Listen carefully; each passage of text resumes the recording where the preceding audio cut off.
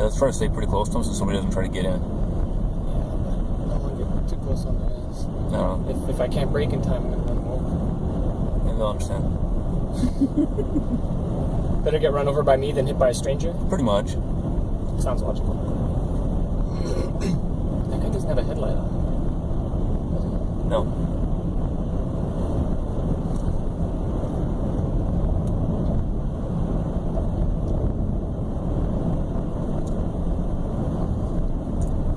No, I'm just saying, if somebody thinks they can pass us, they don't see or think of the rider in front of us.